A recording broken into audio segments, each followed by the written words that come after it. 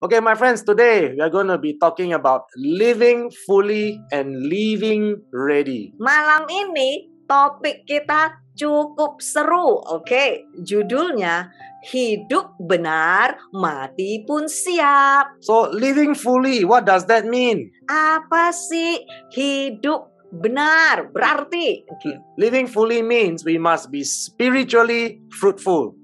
artinya hidup kita harus berbuah secara rohani. That means here in this lifetime, we must ensure that we are reaching our fullest potential as a genuine disciple for Jesus Christ. Artinya di muka bumi ini kita harus mencapai potensi penuh sebagai murid Yesus Kristus yang sejati. And if we are living fully, it means we are also delighting in His laws. Dan jikalau kita itu hidup benar, artinya kita juga orang-orang yang sangat senang terhadap hukum-hukumnya. And what does it mean by living ready? Apa sih artinya mati pun siap?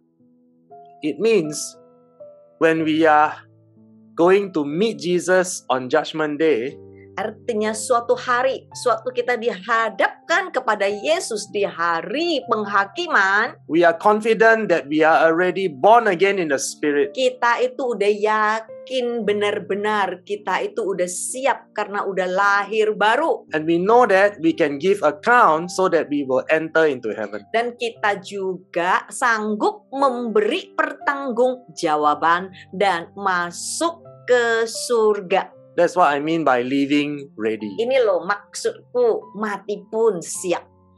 Let us now look at the first portion of scriptures in Matthew chapter 25, reading from verse 1 to verse 13. Ayo sama-sama kita lihat bagian pertama firman-Nya di Matius pasal 25 ayat 1 sampai 13.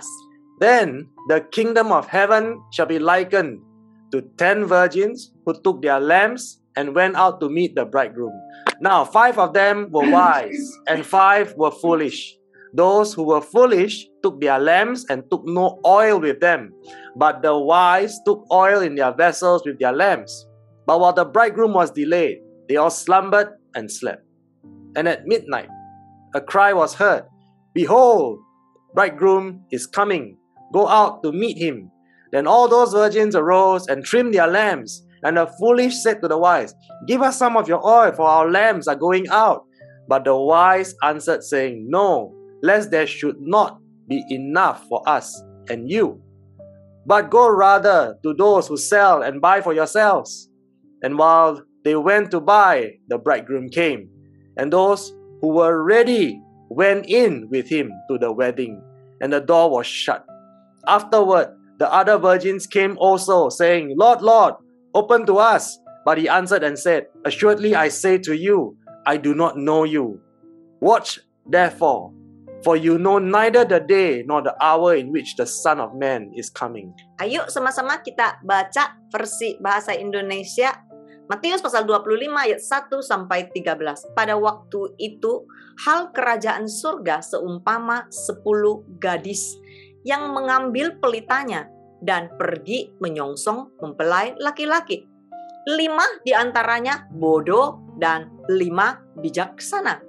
Gadis-gadis yang bodoh itu membawa pelitanya, tetapi tidak membawa minyak. Sedangkan gadis-gadis yang bijaksana itu membawa pelitanya dan juga minyak dalam buli-buli mereka. Tetapi karena mempelai itu lama tidak datang-datang juga, mengantuklah mereka semua lalu tertidur. Waktu tengah malam terdengarlah suara yang berseru, "Mempelai datang, songsonglah dia." Gadis-gadis itu pun bangun semuanya lalu membereskan pelita mereka. Gadis-gadis yang bodoh berkata kepada gadis-gadis yang bijaksana, "Berikanlah kami sedikit dari minyakmu itu, sebab pelita kami hampir padam." Tetapi jawab gadis-gadis yang bijaksana itu, "Tidak, nanti tidak cukup untuk kami dan untuk kamu. Lebih baik kamu pergi kepada penjual minyak dan beli di situ." Akan tetapi waktu mereka sedang pergi untuk membelinya, datanglah mempelai itu, dan mereka yang telah siap sedia masuk bersama-sama dengan dia ke ruang perjamuan kawin, lalu pintu ditutup. Kemudian datang juga gadis-gadis yang lain itu dan berkata, "Tuan, Tuan, bukakanlah kami pintu." Tetapi ia menjawab, "Aku berkata kepadamu, sesungguhnya aku tidak mengenal kamu. Karena itu berjaga-jagalah, sebab kamu tidak tahu akan hari maupun akan saatnya." When we read this portion of scriptures, Sewaktu kita baca bagian firman ini, what is the one thing that we must learn? apa sih satu hal doang yang harus kita pelajari? When the Lord says, "Watch therefore," what does that really mean? Sewaktu firman Tuhan berkata kepada kita, berjaga-jagalah. Apa sih artinya? As we read the story of the 10 virgins, we know that those who are ready are the wise. Nah, pada saat kita baca firman ini, kita tahu cuma yang berhikmat akan tahu bersiap-siap. And those who will enter into heaven will be those who are ready. Yang bisa masuk adalah yang sudah siap. Now you understand, my friends, why I say it's very important that we must be ready when we are about to leave this world. Jadi ini loh, kita harus mempersiapkan diri. So if you are wise, you know this is not a last minute attempt. Kalau kita itu orang berhikmat, kita itu pun tahu ya, persiapannya nggak bisa mendadak. For us to be ready, it takes years. Karena untuk mempersiapkannya butuh waktu dan proses yang cukup panjang. And many of us, we always think that we have a lot of time. Banyak sekali orang berpikir seperti ini, inilah, nggak perlu mikir sampai ke sana lah, waktunya belum datang lah, waktunya masih panjang. But I say to you, my friends, we don't have much time. Tetapi saya mau berkata kepada saudara-saudara, tidak pernah tahu kapan waktunya akan datang. The Lord says to us, "Watch therefore," because He says He will come like a thief in the night when we are not ready. Firman Tuhan berkata, berjaga-jagalah sebab hari kedatangan Tuhan seperumpama pencuri pada malam. Artinya nggak ada yang tahu loh. So what is the biblical application to be ready? Jadi bagaimana kita bisa mempraktekkan secara alkitabiah untuk mempersiapkan diri? So here's the key point, my friends. Kuncinya ada di sini, saudara. Readiness means we must persevere to daily present ourselves holy. Siap itu artinya kita harus bertekun setiap hari untuk hidup kudus. And when we present ourselves ready, we must make sure we are holy, acceptable, and pleasing to God. Nah, sewaktu kita mempersiapkan diri artinya diterima dan berkenan kepada Tuhan. And when we continue to live here on this earth, what is the most important thing for us to do? Jadi apa sih yang terpenting yang harus kita lakukan sewaktu kita ada di muka bumi ini? We must make sure we continue to practice biblical holiness. Yang terpenting adalah mempraktekkan kekudusan Alkitabiah. So as we practice biblical holiness, it also means that we must make every effort to reject everything that is evil in the eyes of God. Dan selalu bertekun dan secara konsisten menolak semua yang jahat, melakukan segala upaya untuk takut akan Tuhan. So you see, my friends, this is not theory. Lihat saudara, ini bukan suatu teori. Every tree that does not bear fruit will be cut down and thrown into the fire. Setiap pohon yang tidak berbuah akan ditebang dan akan dibuang di dalam api. That means we need to really overcome our sinful nature. Jadi artinya kita harus benar-benar menang atas dosa kita. And when we effectively overcome our sinful nature, it means we are victorious and we have conquered sin. Dan pada saat kita menang atas dosa kita, artinya kita siap dan kita pun bisa masuk di dalam kerajaan surga.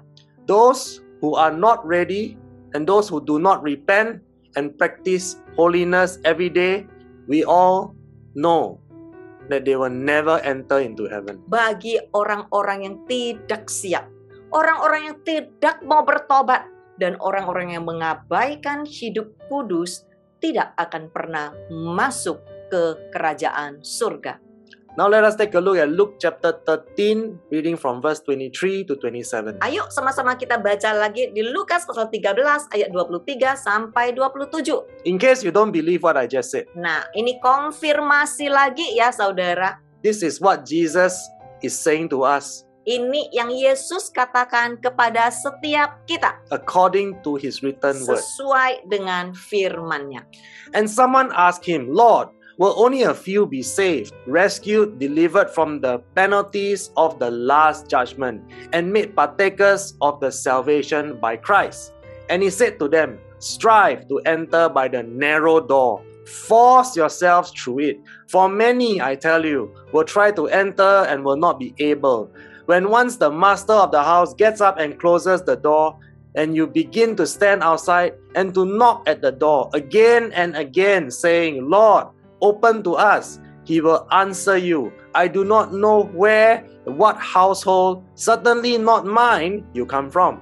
Then you will begin to say, we ate and drank in your presence, and you taught us in our street. But he will say, I tell you, I do not know where, what household, certainly not mine, that you come from. Depart from me, all you wrongdoers. Dan ada seorang yang berkata kepadanya, Tuhan, sedikit sajakah orang yang diselamatkan? Jawab Yesus kepada orang di situ, berjuanglah untuk masuk melalui pintu yang sesak itu. Sebab aku berkata kepadamu, banyak orang yang akan berusaha untuk masuk, tetapi tidak akan dapat. Jika tuan rumah telah bangkit dan telah menutup pintu, kamu akan berdiri di luar dan mengetok-ngetok pintu sambil berkata, Tuan, bukakanlah kami pintu. Dan ia akan menjawab dan berkata kepadamu, aku tidak tahu dari mana kamu datang, sudah pasti kamu bukan milikku.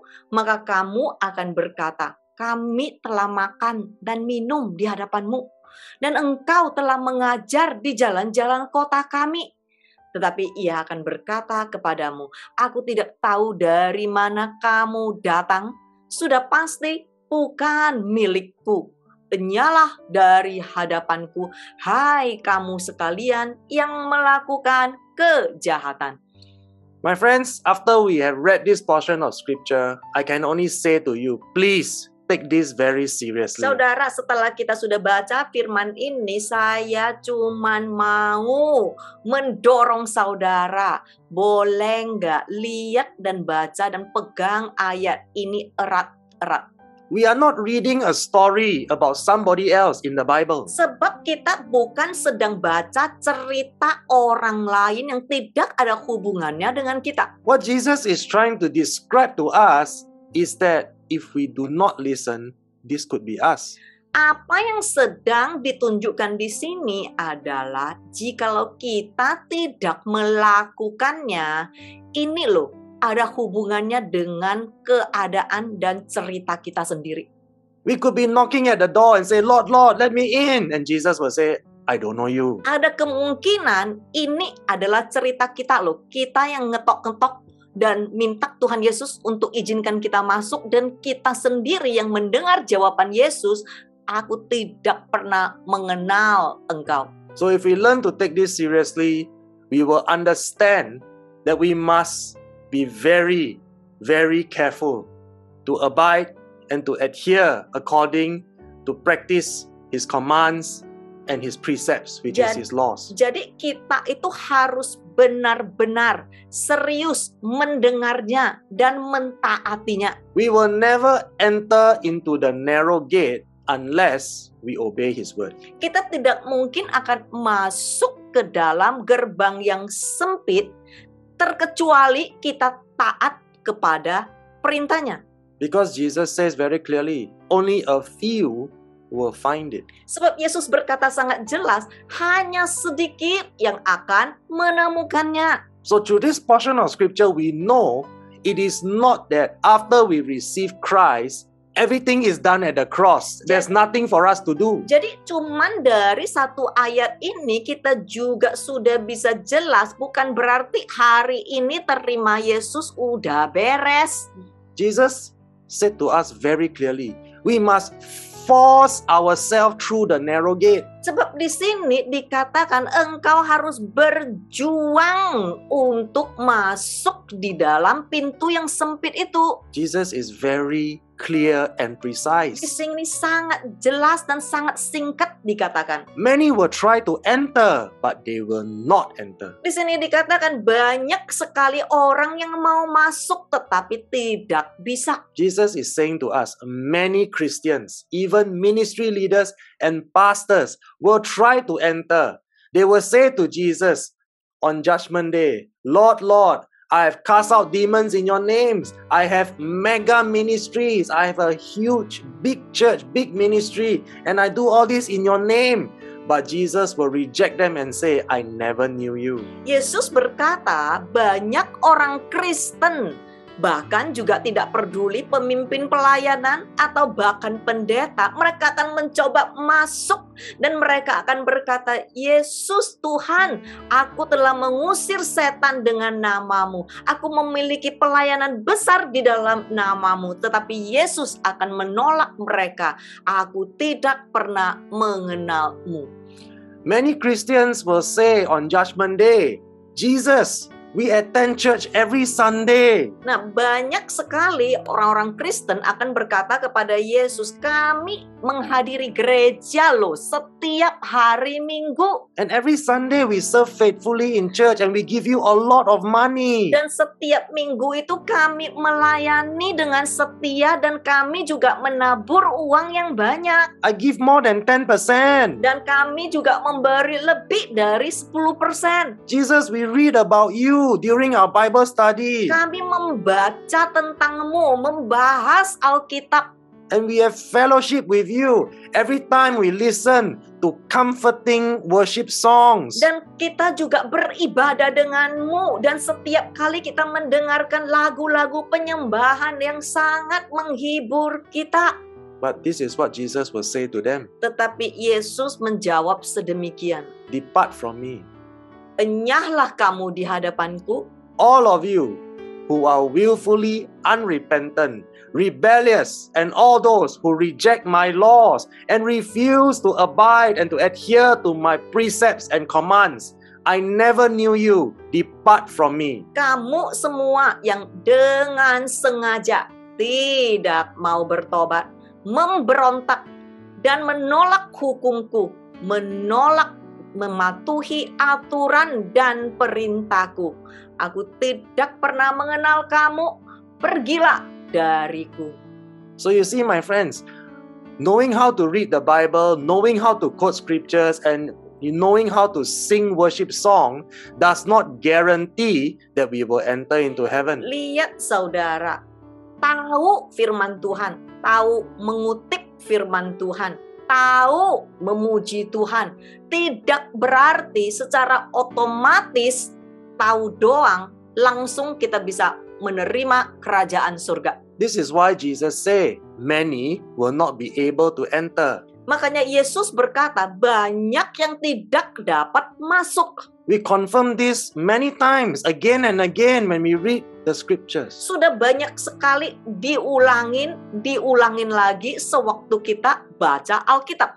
Those who practice half-truth and people who are the salt that have lost their saltness. Orang-orang yang mempraktekkan Injil setengah benar atau garam yang kehilangan rasa asinnya, They continue to say, everything is done at the cross. mereka akan selalu ngotot, nggak perlu susah-susah lah, semua sudah tergenapi kok di kayu salib. No matter what I do, God will forgive me. Apapun yang aku lakukan, Tuhan pastilah mengampunin aku. Is that true?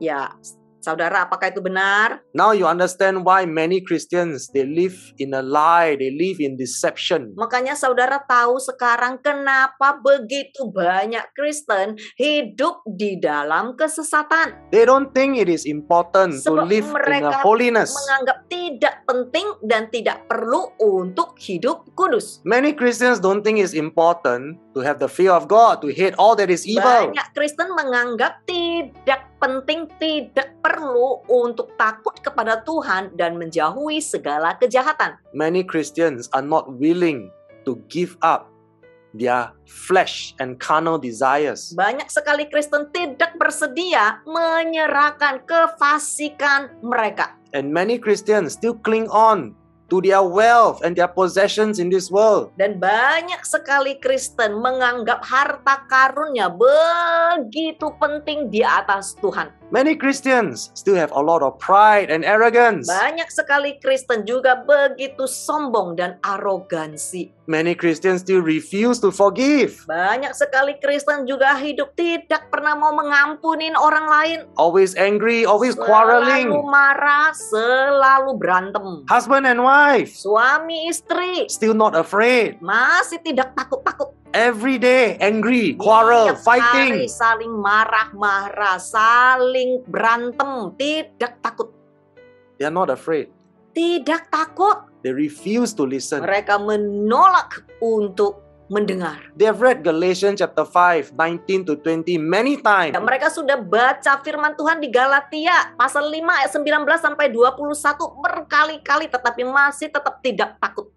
They never apply whatever they learn. Dan apa yang mereka baca pun mereka tidak pernah praktekkan. So when judgment day comes, Tiba-tiba hari penghakiman datang. they will say to Jesus, Lord, Lord, I have read your word. Mereka akan berkata kepada Yesus, Tuhan, Tuhan, aku sudah baca loh firman-Mu. And Jesus will say to them, get away from me. Dan Yesus akan menjawab mereka, enyahlah engkau di hadapanku. I already told you, you cannot be hearers, you must be doers of the word. Sudah kukatakan kepadamu, engkau tidak bisa cuma menjadi pendengar, tetapi engkau harus menjadi pelaku.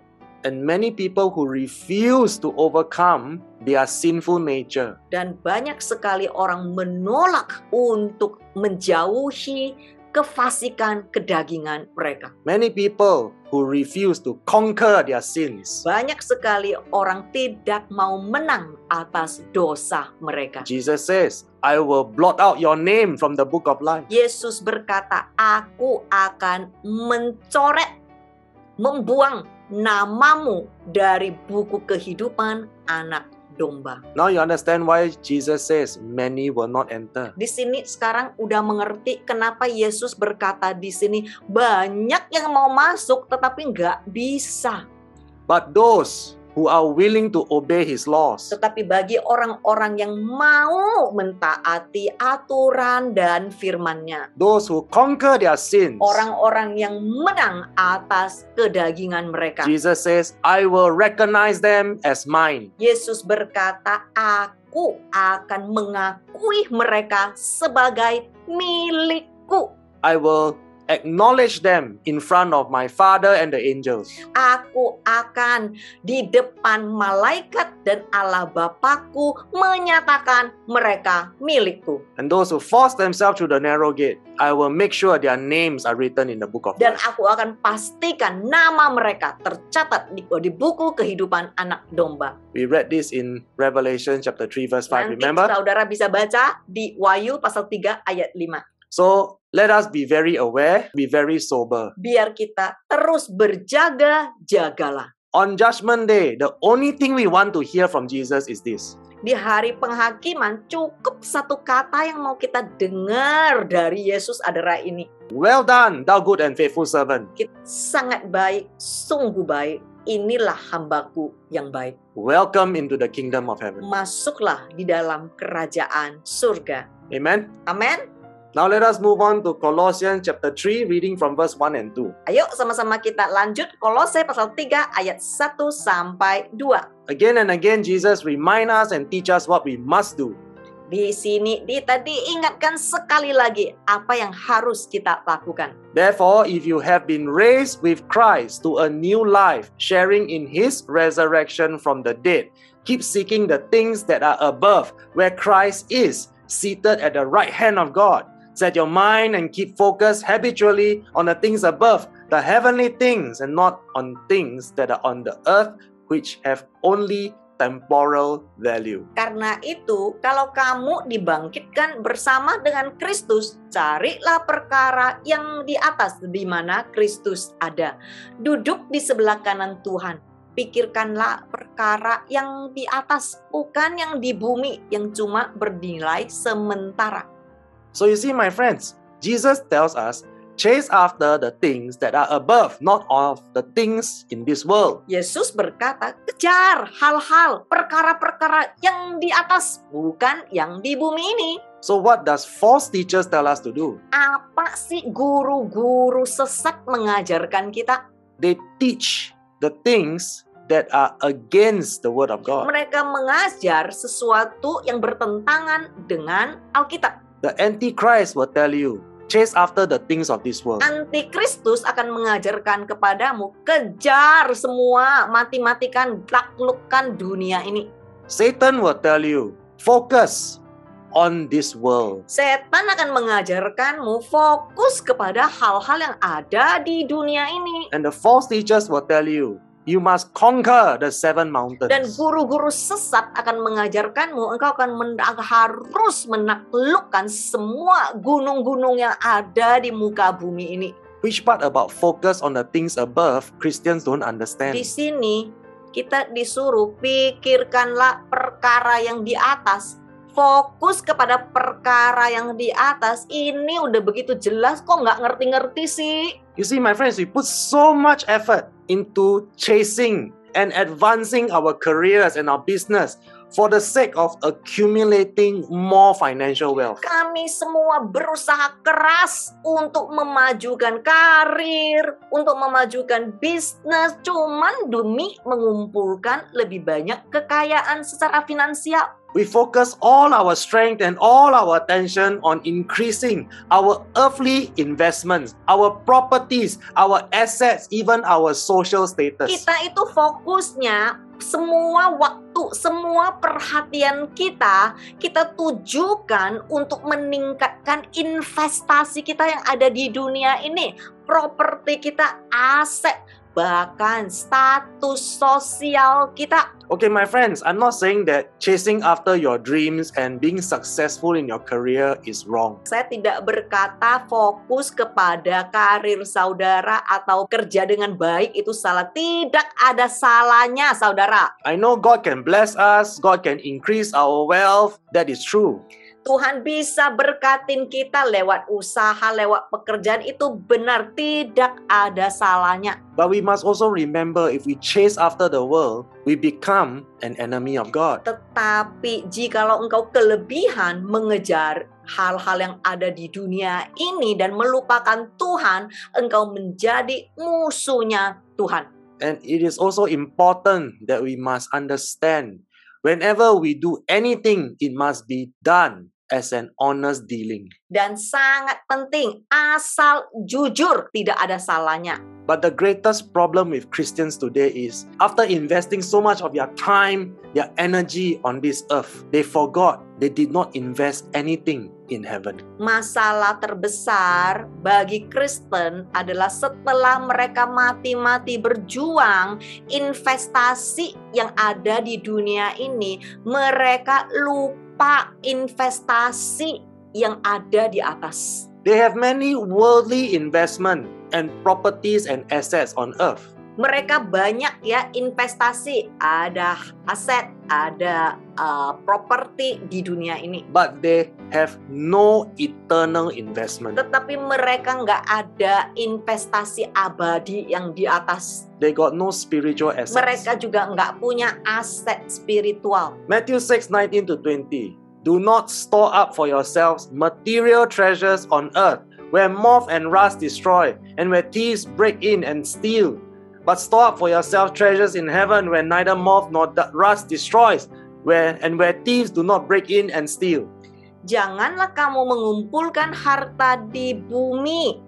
Di bumi, ngengat dan karat merusaknya, dan pencuri membongkar serta mencurinya. Tetapi kumpulkanlah bagimu harta di surga. Di surga, ngengat dan karat tidak merusakkannya, dan pencuri tidak membongkar serta mencurinya. So Jesus says, store up your treasures in heaven. Yesus berkata, kumpulkan hartamu di surga. Focus on the things above. Fokus kepada perkara yang ada di atas. Since when did Jesus say we must dominate this world? Sejak kapan sih kita disuruh mendominasi atas dunia ini? Since when did Jesus say we must conquer the financial mountain, the media mountain? Sejak kapan sih kita diajar kita harus menaklukkan gunung ekonomi, gunung media, dan lain sebagainya? Jesus say, store treasures in heaven. Kumpulkan hartamu di atas. Some of us may be very wealthy and very influential here on earth. Mungkin ada beberapa dari kita yang sangat kaya ataupun berpengaruh di sini. Did you ever wonder what will be your status in heaven? Apakah saudara sudah pikir statusmu nanti di surga seperti apa? What will happen when we do not store up enough treasures in heaven? Apa yang akan terjadi jikalau di atas ini engkau belum mengumpulkan harta apapun?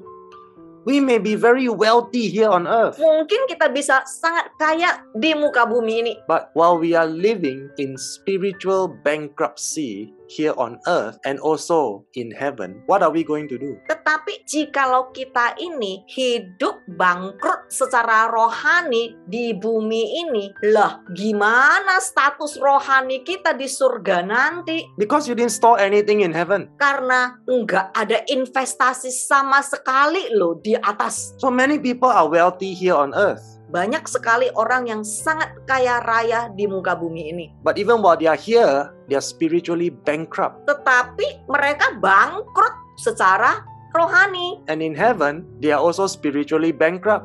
Dan di atas pun nanti mereka juga bangkrut. But I think what is more important is we must consider this. Tetapi yang lebih penting, coba saudara pertimbangkan yang satu ini. If we cannot even give account on Judgment Day, Kalau bahkan hari penghakiman juga nggak bisa lulus, will we even make it into heaven? akankah kita masuk surga? So these are the things that we really need to consider. Ini adalah beberapa hal yang harus kita sungguh-sungguh secara serius mempertimbangkan. Invest in heaven. Investasi di atas. Don't forget your spiritual treasure. Jangan lupa investasi spiritual. Don't just focus on the earth. Jangan cuman memfokus investasi di dunia ini. 1 Corinthians chapter 8 verse 6. Yet for us there is but one God, the Father, who is the source of all things, and we exist for him, and one Lord, Jesus Christ, by whom are all things that have been created. And we, believers, exist and have life and have been redeemed through him.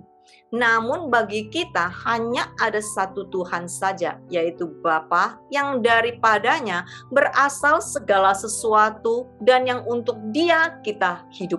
Dan satu Tuhan saja, yaitu Yesus Kristus, yang olehnya segala sesuatu telah dijadikan dan yang karena Dia kita hidup.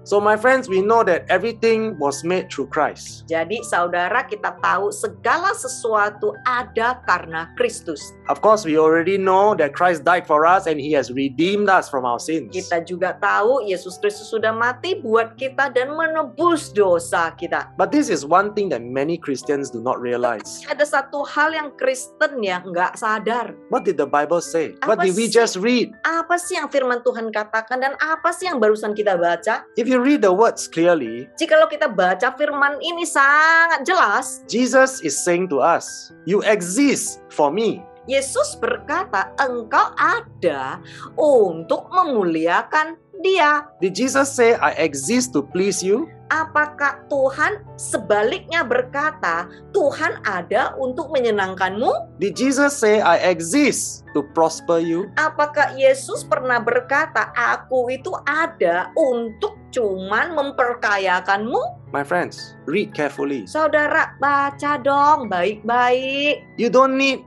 a PhD in theology to understand this. Engkau tidak perlu jadi profesor di teologi ya untuk ngerti yang satu ayat ini. Which part about we exist for Him you don't understand? Kita itu ada untuk memuliakan namanya. Begitu sederhana, masih nggak ngerti? So remember my friends, we exist to please God. Ingat sekali lagi saudara, kita itu ada hidup tujuannya cuman untuk menyenangkan Tuhan. We exist to glorify His name. Kita itu ada cuman untuk memuliakan namanya. If you remember clearly, this body even does not belong to us. Tubuh ini bahkan bukan milik kita. This body is a temple of the Holy Spirit. Sebab tubuh ini adalah baitnya Roh Kudus. We are purchased by Christ. Kita itu ditebus, dibeli oleh Kristus. And this property belongs to God. Dan ini properti ini, tubuh ini milik Kristus. The Bible says we are not our own property. Firman Tuhan berkata kita bukan milik kita sendiri. And if this body does not belong to us, Dan jikalau tubuh ini bukan milik kita sendiri, why do we keep using this body to sin against God? kenapa kita selalu pakai tubuh ini yang bukan milik kita untuk berdosa kepada tuannya? Why do we keep using this body to betray Jesus Christ? Kenapa kita selalu memakai tubuh ini yang milik Yesus untuk mengkhianati Yesus? So remember this, my friends. Ingat saudara, We exist to please God. kita itu ada untuk berkenan kepada Tuhan. We exist to glorify Him. Kita itu ada untuk memuliakan Tuhan.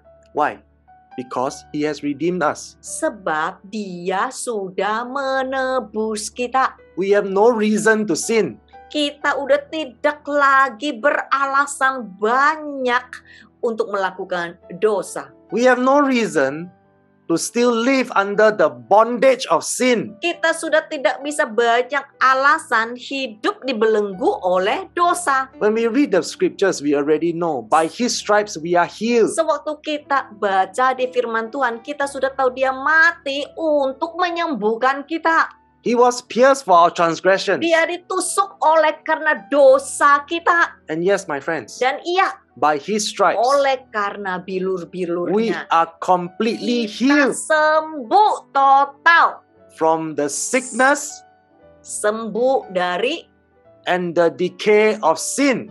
penyakit kebusukan dosa. Yes, my friends, Iya, saudara, you heard correctly. engkau dengar dengan benar. By His stripes, Oleh karena bilur-bilurnya, we are not healed from cancer. kita bukan sekedar sembuh dari kanker. By His stripes, Oleh karena bilur-bilurnya, we are definitely healed from the sickness and the decay of sin. kita sembuh dari penyakit kebusukan dosa kita. So if you understand this very clearly, you must remember we have no excuse to sin. Jikalau engkau benar-benar ngerti yang satu ini, kita sudah tidak lagi mencari alasan-alasan untuk hidup dalam dosa dan berbuat dosa. How can a person that is completely healed from sin, that is completely delivered from the bondage of sin, continue to desire in sin?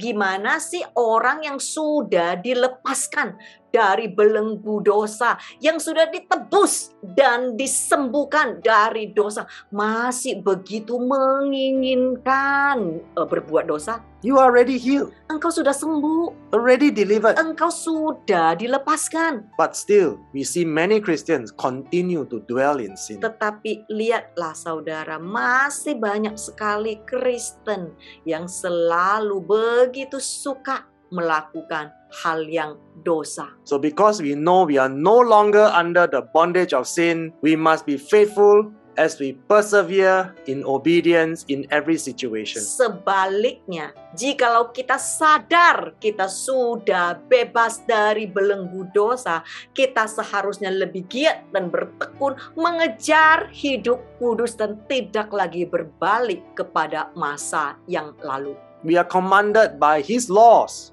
to continue to practice godly character, and godly integrity. Sebab kita diarahkan. Kita tidak lagi di dalam perbudakan, tetapi sebaliknya bertekun dalam ketaatan. We must rejoice and we must endure. Dan kita juga harus senantiasa bersukacita dan bertahan. We must be patient in suffering. Sabar dalam penderitaan. And we must be consistent to delight in His laws. Dan terus-menerus menikmati semua ajaran dan hukumnya. I know many people are thinking, that's not possible. How can we be holy? Saya tahu semua orang berpikir seperti ini ya. Nggak mungkin lah, mana mungkin ada manusia yang bisa hidup kudus. You know, many Christians like to say we are under grace, right? Banyak sekali Kristen ya kan suka ngomong, kita kan di bawah kasih karunia. Do you believe you are under grace? Saudara percaya, saudara ada di bawah kasih karunia? If you believe you are under grace, then just practice the grace. Jikalau engkau percaya, engkau ada di dalam naungan kasih karunia. Ayo sama-sama kita praktekkan kasih karunia ini. Because indeed we are under grace. Sebab memang benar kita itu di bawah kasih karunia. Benar itu. But what is this grace that we are talking about? Tetapi kasih karunia semacam apa yang sedang firman Tuhan katakan di sini? Let us take a look at Titus chapter 2 verse 11 and 12. Ayo sama-sama kita lihat Titus pasal 2 ayat 11 sampai 12. For the remarkable, undeserved grace of God that brings salvation has appeared to all men. It teaches us to reject ungodliness and worldly immoral desires, and to live sensible, upright, and godly lives with a purpose that reflects spiritual maturity in this present age. Karena kasih karunia Tuhan yang menyelamatkan semua manusia sudah nyata. Ia mendidik kita supaya kita meninggalkan kefasikan dan keinginan-keinginan duniawi, dan supaya kita hidup bijaksana, adil, dan beribadah di dalam dunia sekarang ini.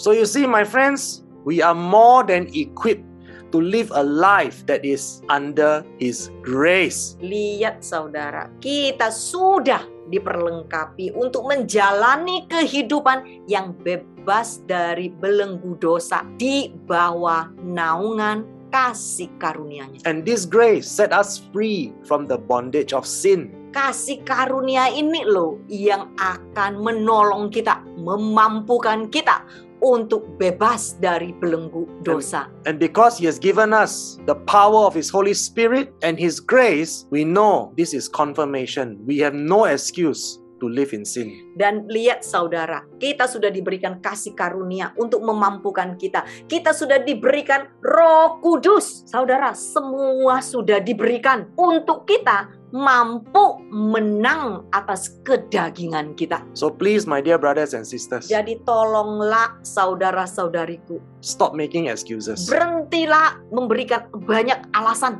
If you want to stop sinning, Jikalau engkau tidak mau lagi berbuat dosa, you can. engkau akan mampu. We can conquer sin. Setiap kita akan mampu kalau mau. We can be victorious. Kita mampu, kita bisa menang. And our names can be written in the book of life. Dan nama kita akan tercatat di buku kehidupan anak domba. Jesus showed us again and again it is possible. Yesus sudah mengajarkan, memperlihatkan, diulang-ulangin lagi, kita itu mampu loh kalau mau. So stop making excuses, Jadi my friends. berhenti, jangan cari alasan lagi. It's time to obey His word. Sudah saatnya kita langsung jalanin ketaatan ini. Now let us look at Deuteronomy chapter 32, reading from verse 39 to 41. See now that I am He, and there is no God beside me. I kill and I make alive. I wound and I heal, and there is none who can deliver out of my hand. For I lift up my hand to heaven and swear, as I live forever, if I whet my lightning sword and my hand takes hold on judgment, I will wreak vengeance on my foes and recompense those who hate me. Lihatlah sekarang bahwa akulah Dia. Tidak ada Tuhan kecuali aku. Akulah yang mematikan dan yang menghidupkan. Aku telah meremukkan, tetapi akulah yang menyembuhkan. Dan seorang pun tidak ada yang dapat melepaskan dari tanganku.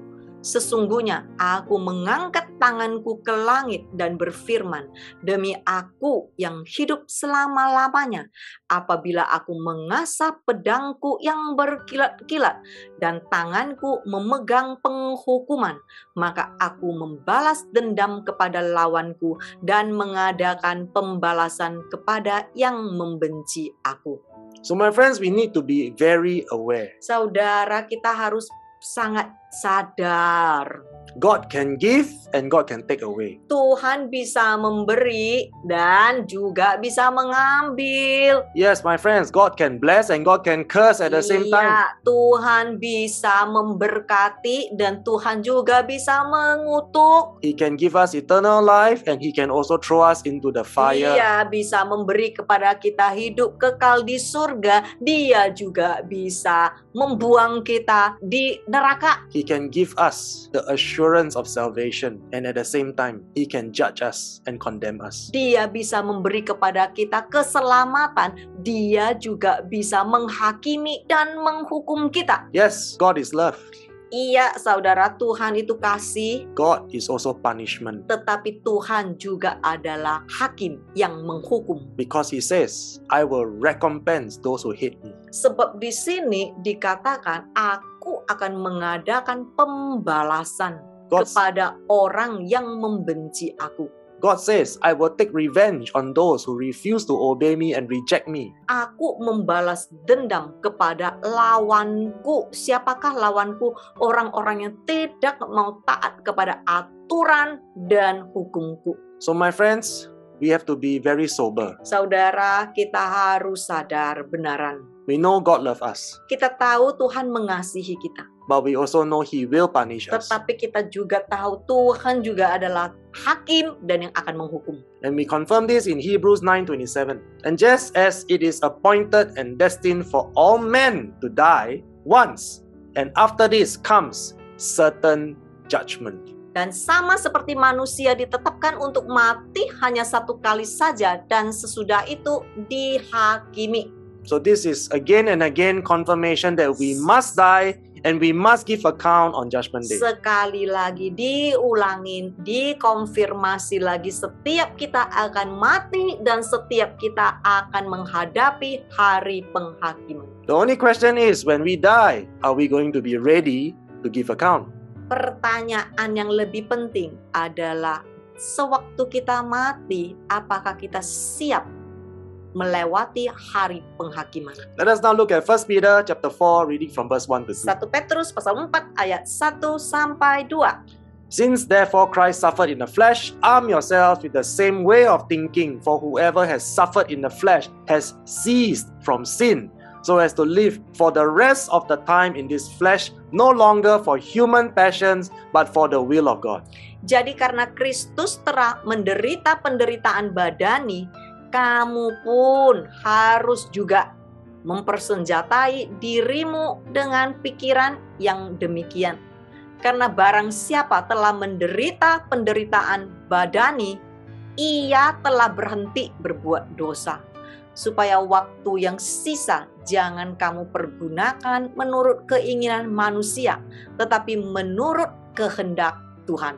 We need to prioritize our objectives in this life. Kita harus memutuskan bagaimana memprioritaskan tujuan kita dalam hidup ini. We need to decide and determine who do we live for and what we live for. Kita benar-benar perlu menentukan untuk apa kita hidup, untuk siapa kita hidup.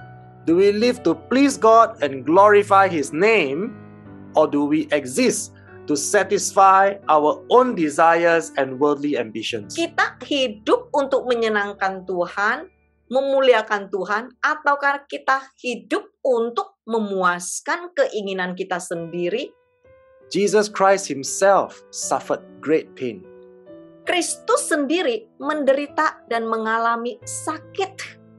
So my friends, are we ready to suffer that same pain? Jadi apakah kita juga siap menderita juga? Do we also have the same attitude to suffer? Apakah kita juga memiliki sikap yang sama? To suffer means to deny our flesh, to give up all the worldly pleasures. Menderita itu artinya menyangkal keinginan kedagingan kita dari kesenangan duniawi. Because when you are ready to give up and to suffer, sin will no longer have any hold on you. Sebab jikalau engkau sudah siap, mau dosa kehilangan kuasanya atas kamu. And according to what the Bible is saying, we will not continue to spend our lives here on earth according to our desires, according to our pleasures, but instead we will learn to live to glorify God. Dan selanjutnya saudara tidak akan lagi menghabiskan sisa hidupmu untuk mengejar semua keinginan yang jahat, tetapi engkau akan bersemangat untuk melakukan kehendak Tuhan. We will not spend the rest of our life to chase after all these worldly desires. Engkau tidak lagi akan mau habisin waktumu untuk mengejar hal-hal yang tidak berguna yang ada di muka bumi ini. We will only focus and delight in His laws. Engkau cuman akan sangat senang mematuhi aturannya. Now remember, my friends, we are not supposed to behave like robots that are forced to obey His laws. Nah, kita juga nggak bisa seperti kayak dipaksain terus, ya terpaksa harus ikutin aturannya seperti robot gitu. But it is because we want to glorify Him. That is why we delight in His laws. Tetapi sebaliknya adalah suatu sikap yang aku mau hidup untuk memuliakan nama Tuhan. Oleh karena itu aku sangat senang atas hukum dan aturannya. You see, my friends, change begins with us.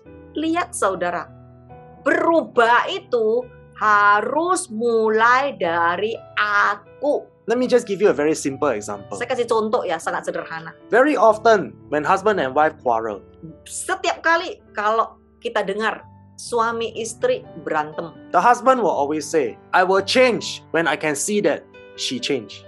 suaminya akan berkata seperti ini, aku akan berubah kalau aku lihat istriku mau berubah atau sudah berubah.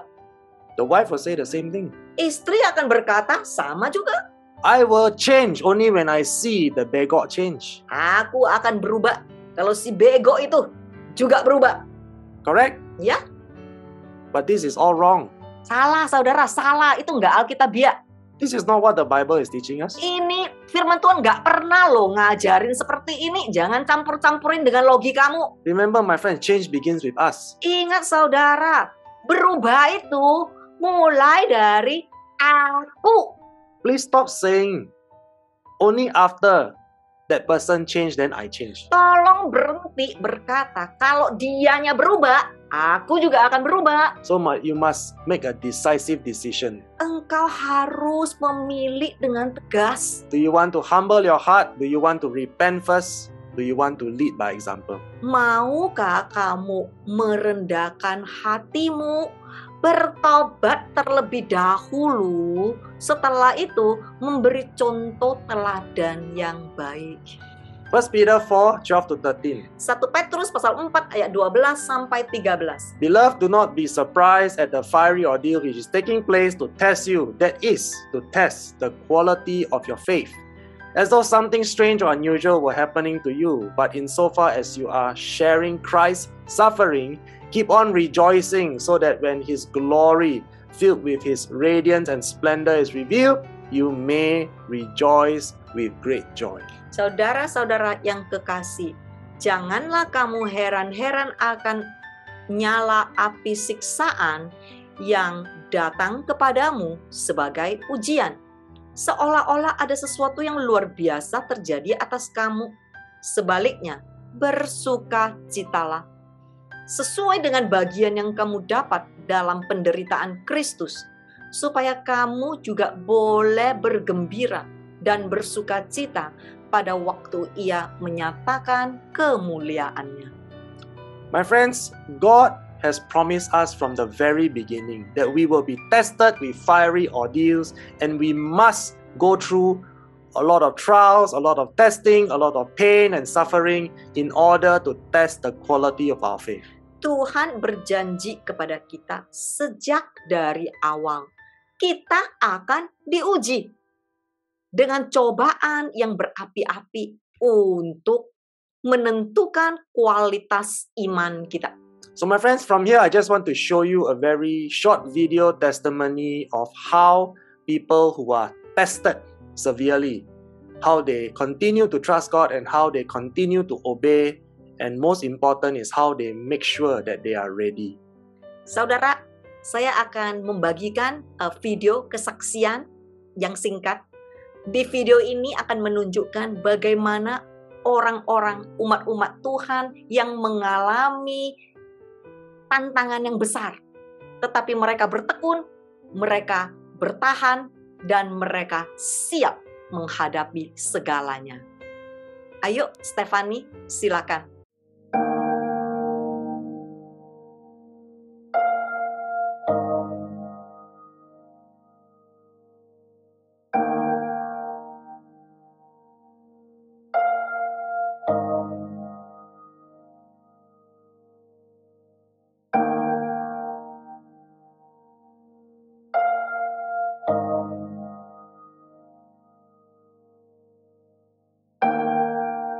In 2016, I was on a rock climbing trip in Australia and met with a serious traffic accident. I was flung out of the car and sustained multiple injuries, from head injuries to rib fractures. My lungs were punctured and my spleen was damaged, along with many other broken bones in my body. I was in a week-long coma and subsequently was unable to walk and talk. In September 2004, I faced one of the darkest and deepest valleys in my life. I was diagnosed with an incurable form of blood cancer. It's called multiple myeloma. Basically caused a lot of lesions and holes, lubangs, basically in my entire body, particularly the bones.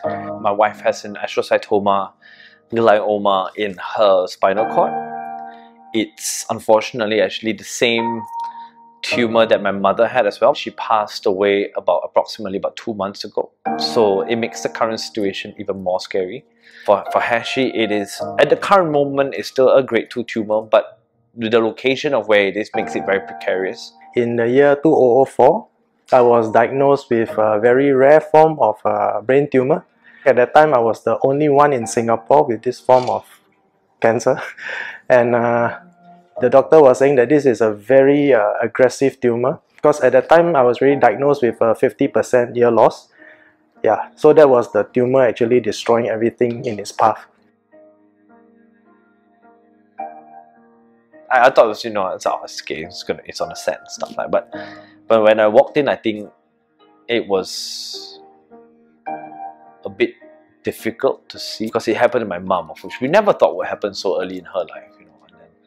If this really did happen, it would destroy me, to be honest with you. So when I came in, I saw, and was trying to comprehend the situation. I thought that was just not something that I could take.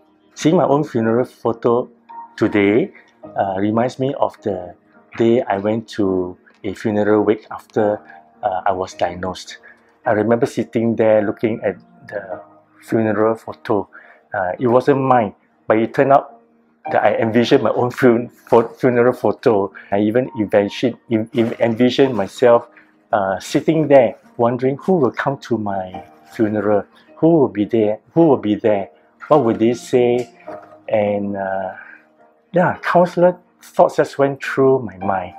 I couldn't help but cry. Having faced your own mortality, you wonder when it will be your turn. Definitely the fear of death is gripping. And looking at the funeral, it serves as an alarm bell to question if I've been a good custodian of the time and resources that I've been given. I don't have much time to waste, so to speak. So therefore, the stronger conviction to actually go out there and make a difference. So I began to become more, passionate about saving children and making sure that they have food to eat, and providing the opportunity for them to also go to school, be educated, and hopefully they can break the poverty cycle once they have more education as well. But we don't argue anymore. We don't spend time arguing. You know, if we have a disagreement, we don't spend 2-3 days not speaking to one another, because I think we've learned the value of time. And that really is it. You know, I think the value of what time really is. Look, not everybody's as privileged to have 50 years hand in hand, you know. Even 57 years of which my parents had, right? About there. To my dad, it's not enough. I was in the hospital, and at 4 a.m. I remember, but there was just a little prompting in my ears that said, unless you are ready to die, you're not really ready to live. I started crying on the hospital bed when I was sitting there, crying buckets. As I paused there to ponder about what God was trying to say to me, I thought God was impressed for me that, I want you to learn to die to yourself so that you might really know how to live your life as from this day forth. So it doesn't matter how long you are going to live. What's important is how well you are going to live your life.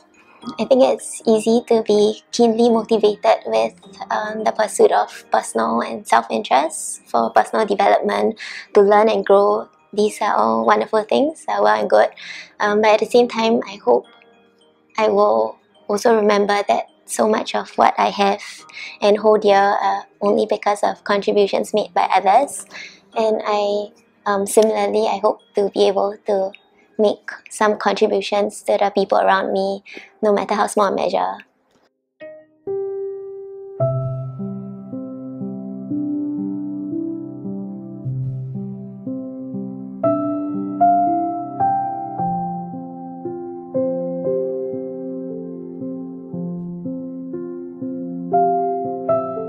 My friends, we have seen the life story of people who have gone through great suffering.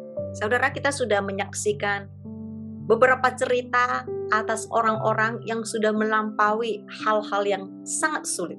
These are real people and real stories. Ini adalah orang-orang yang nyata dan kisah-kisah yang nyata. So my dear brothers and sisters, Saudara-saudaraku yang terkasih, please remember, Life is very hard. ingatlah, time waits for no one. waktu itu beneran tidak pernah menunggu siapa-siapa. Have we died to our flesh so that we can live fully, to live a life that is pleasing to God while we are here? Apakah kita sudah mau mematikan kedagingan kita sehingga kita bisa benar-benar hidup berarti berkenan kepada Tuhan sewaktu kita masih ada di bumi ini? And when the time finally comes for us to die, are we ready to give account? Dan jikalau saatnya sudah tiba, ketika hal yang tidak terhindarkan terjadi, apakah saudara siap?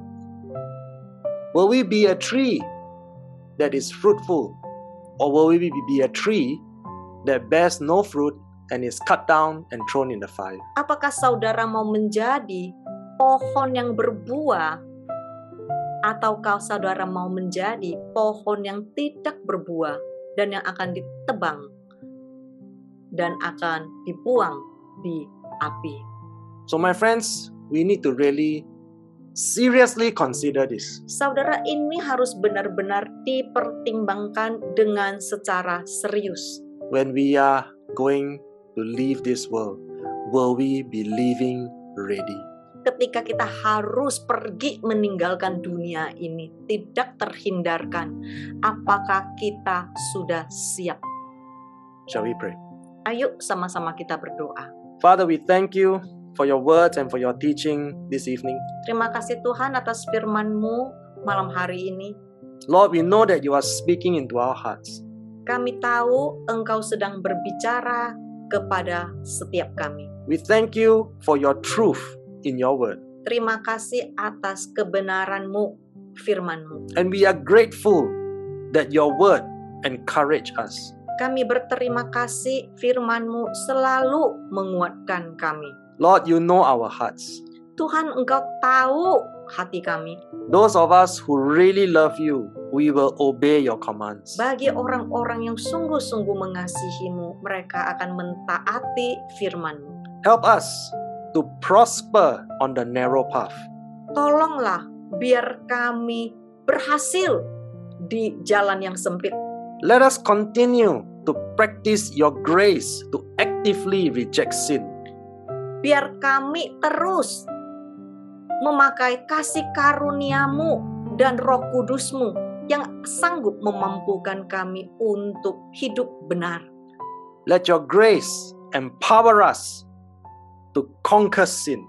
Biar Roh Kudus-Mu dan kasih karunia-Mu memampukan kami untuk menang atas dosa.